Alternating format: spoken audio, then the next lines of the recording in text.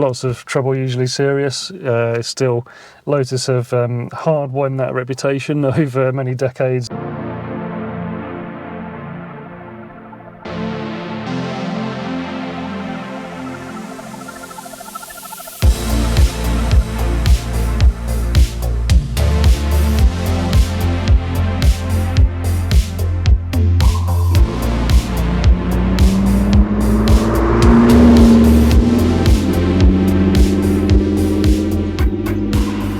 Hi everyone, welcome to Nightfall.Drives. Doug here and welcome to my office. Today I'm in my 2014 Lotus Evora S and I'm talking about all the service costs of over the 4 years of ownership.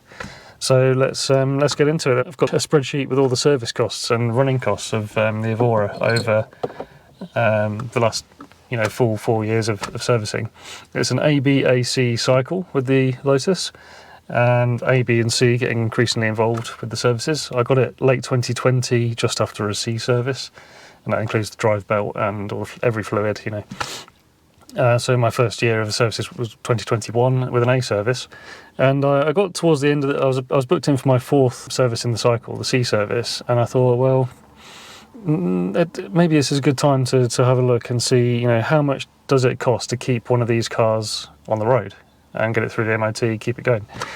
Because you do hear people, lots of Toyota, usually Superb, or is it lots of trouble, usually serious. Still, Lotus have hard won that reputation over many decades, and I think, even with the vastly improved reliability in recent decades, it's hard to shift that, isn't it? But as I was leading up into the fourth service, I hadn't really felt that it was lots of trouble, and I thought let's make a video, set it all out, all the costs, and I can break it down, have some numbers on the screen, and also compare to a couple of other sort of similar cars at the end, to see what what other people experience. It did go off the rails a little bit in the fourth year, but we'll get to that.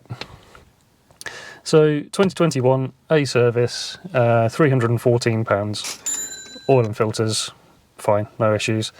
I did ask them to lubricate the gear cables because I hadn't investigated my own sort of gear shifter at that point, or later put a short shift kit on. They used a specialist grease, I think, in the cables to make sure they were smooth. That was another 57 quid, so 58 quid, 372 in 2021. Yeah, very happy with that. I should say as well that throughout this I'm going to be looking at servicing and repair costs. I'm not going to include upgrade costs. That first year I did do a few upgrades: Apple CarPlay head unit, tubular exhaust. I'm not going to include those. I'm just only if an upgrade is replacing a broken standard part is included. Year 2 B service, which is the A service plus brake fluid and pollen filter, 441. Second year I did get a few repairs as well, so front drop links and anti-roll bar bushes, and that was another 193. I also, in 2022, shortly after the service, I stuck on a new set of Michelin Pilot Sport 4S. The previous owners had fitted some Kumos, and they were sort of a less known quantity to me, and the consensus at the time was Pilot Sport 4S is what you want on these for a good all-round tyre. Continental Sport Contact 7, I understand, are now thought to be maybe the one to go for, but plenty of tread left still on these. 3 years old, 2.5 years old now. Very happy with them. They did cost me 762 quid at the time. I think tyre prices then spiked a bit, but so that meant that 2022 was a total of 1,395, which, including a set of tyres, I don't think it was too bad. Some repairs starting to creep in. So yeah, a bit of a bigger bill the second year. Year 3 is where there was a bit more going on. There was a bit more starting to go on. Back to the A service.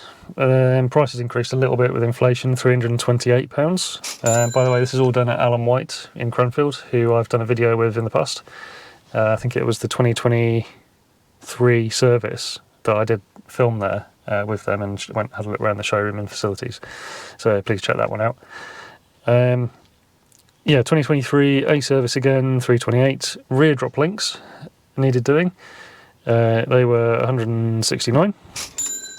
Also the CV boot, the gator on the transmission had split. That was including fitting.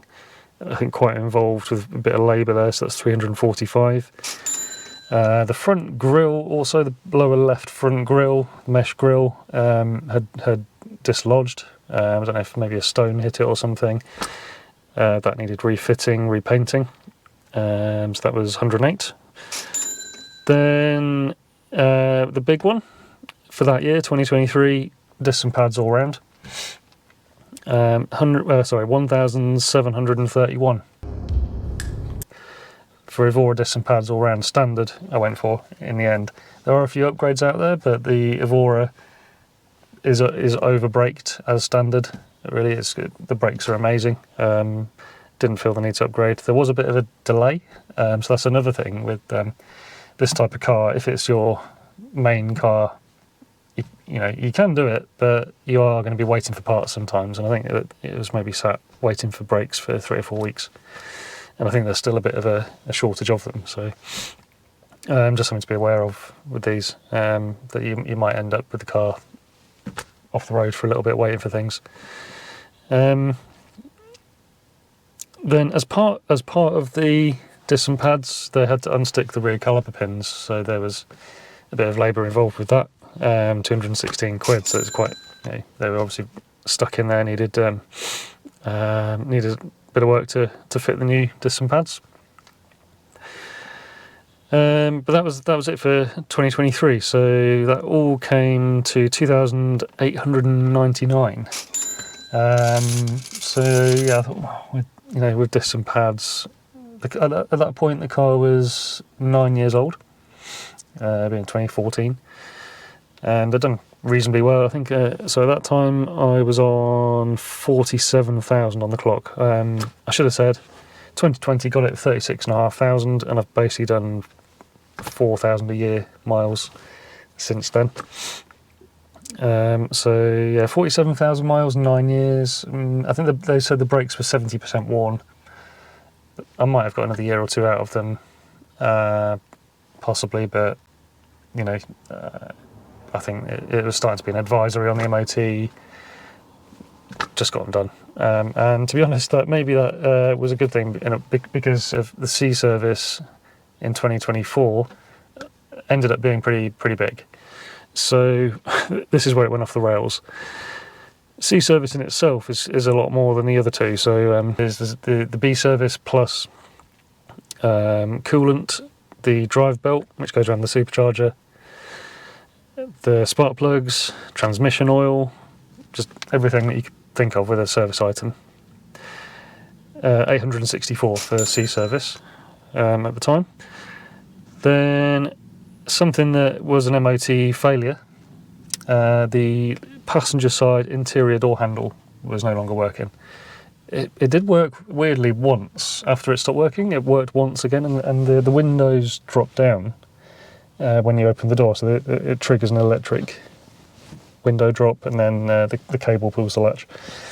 I don't know why it worked that one time, but we couldn't get it working, so new door cable to go in, and that was another parts wait to mention, a couple of weeks for that. That was 269, including labour to get at it.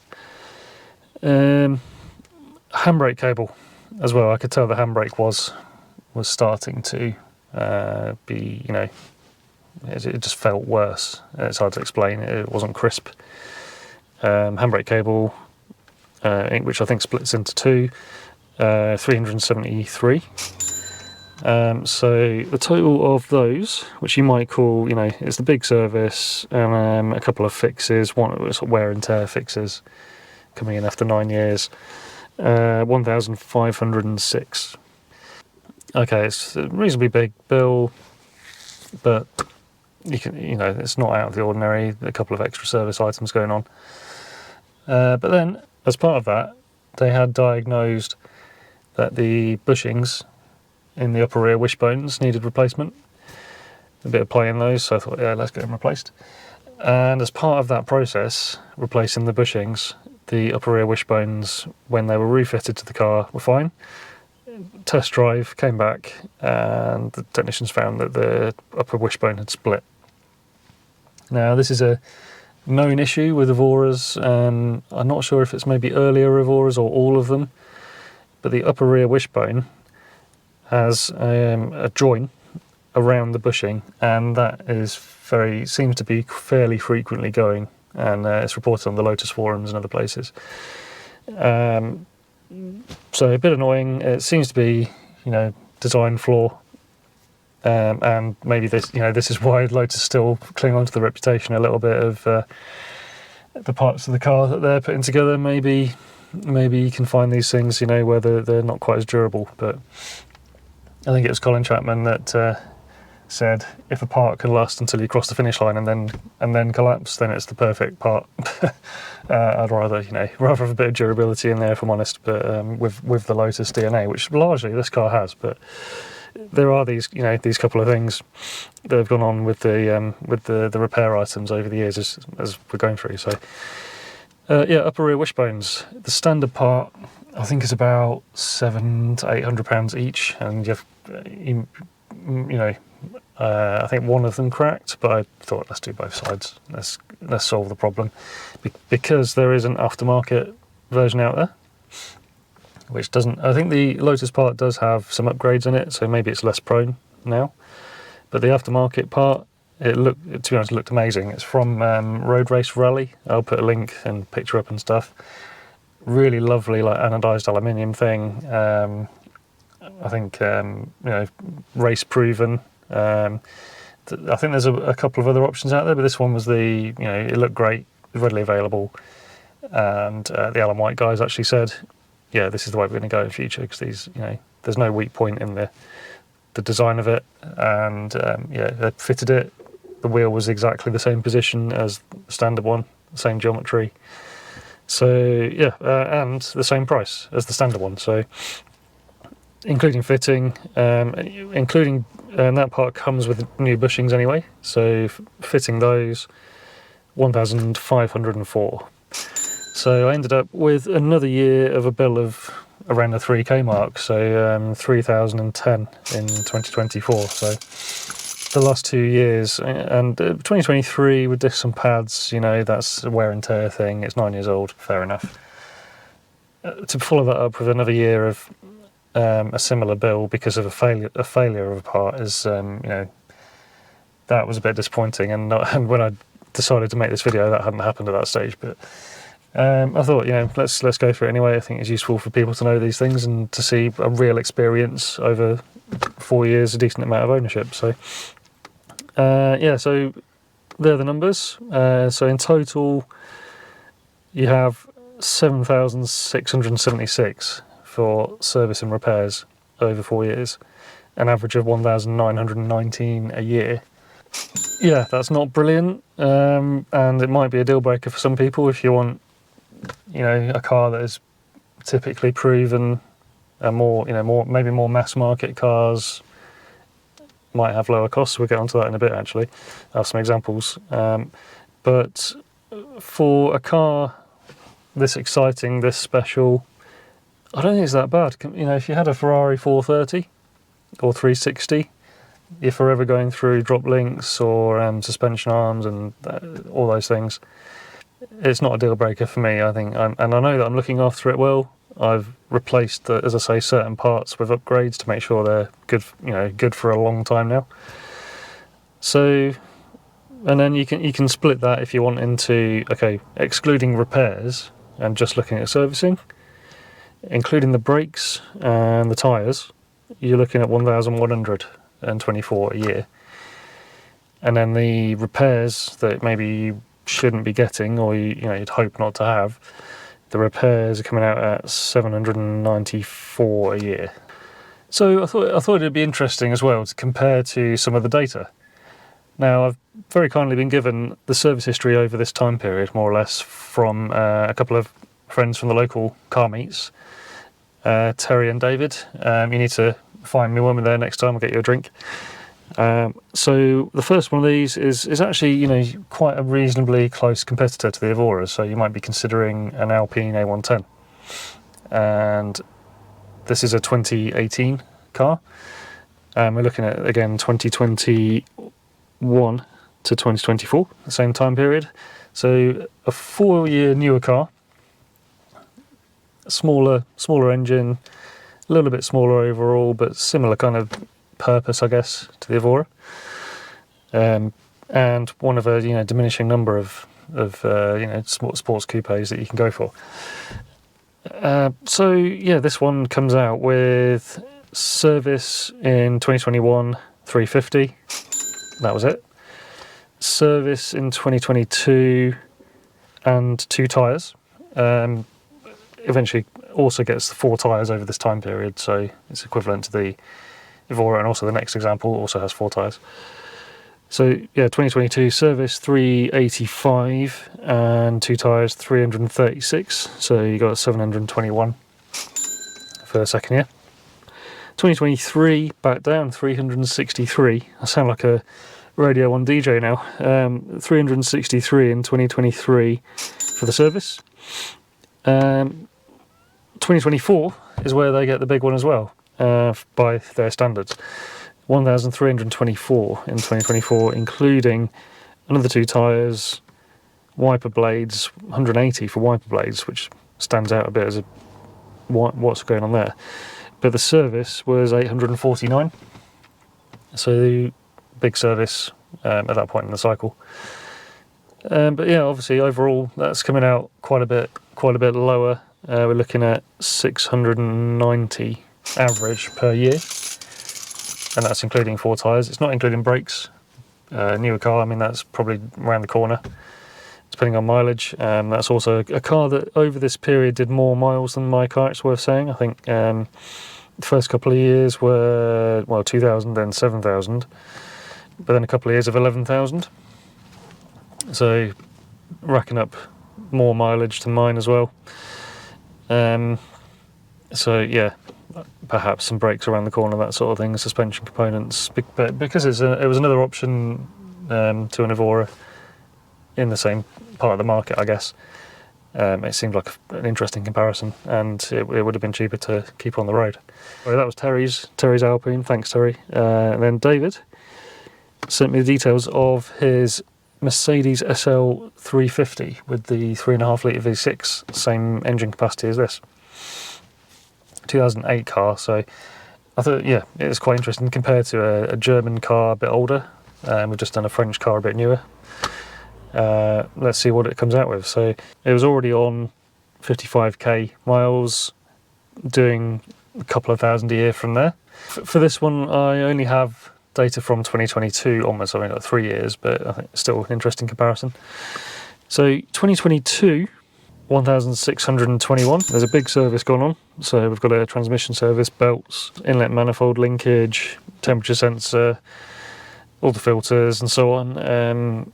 Yeah, bit of a repair needed to the lumbar support function. I mean, these Mercedes, you've got Mercedes. Lotuses? Lotusi. You've got a lot of luxury stuff going on that potentially could need, you know, sorting out down the line. So that all came to, yeah, the 1,621. Then, yeah, 2023, even bigger, 2,459. And again, here's service included and so on, but you do have discs and pads, front discs and pads, and a brake wear sensor. So for that, that was quite a big contribution there. So 1,571 for the pads, the wear sensor. The service then was 490. So those two together was the one other thing, guide pulleys and V-belt tensioner.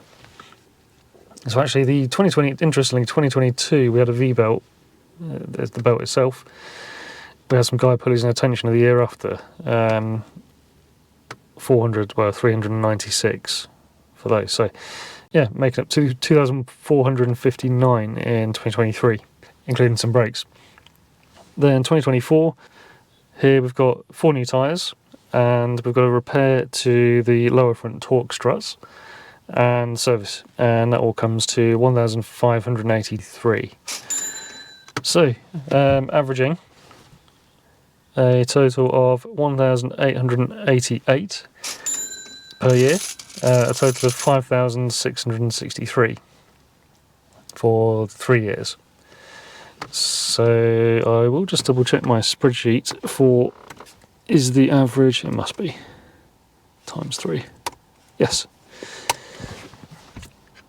5,663 for the 3 years. So comparing that against the Evora, pretty close. Evora 1,919, and that included 4 tyres and disc and pads all round. Mercedes, 4 tyres, front disc and pads, and a few repairs, 1,888, so pretty much the same per year. So obviously the Alpine comes out way on top, but it was a much newer car, and I think the trump card the Evora has is the depreciation. I've had it since 2020. Markets have gone up and down and so on, but pretty much I think I could get what I paid for it, or within a couple of grand or something.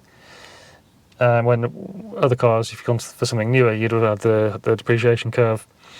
The Mercedes less so, I guess, but it's a bit of a different beast, I know. So yeah, thanks very much, Terry and David. Try and find me at the next car meet for a drink. Thanks for the data.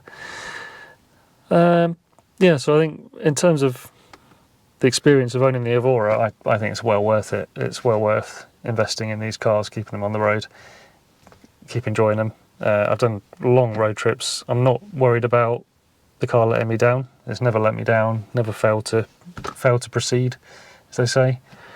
There's been a few niggles, as I say. The door handle was a bit frustrating halfway through France on that.